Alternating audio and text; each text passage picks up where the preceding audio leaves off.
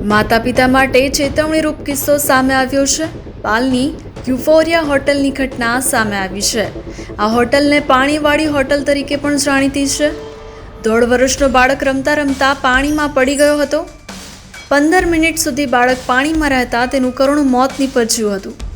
પિતા વિજયભાઈ, પત્ની અને બાળક ક્રિસિવ સાથે હોટલમાં જમવા ગયા હતા।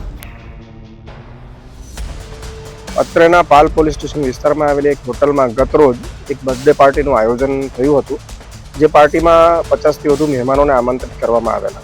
આ મહેમાનો પૈકીના એક શ્રી વિજયભાઈ સાવલિયા પોતાના 1.5 વર્ષના બાળક ક્રિશિવ સાથે આવેલા હતા।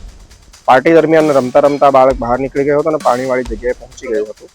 ત્યાં તે પાણીમાં પડી જતા અને તરતા ન આવડતું હોય તે બાળક ડૂબી ગયેલ હતું અને ડૂબી જવાથી મરણ ગયેલ।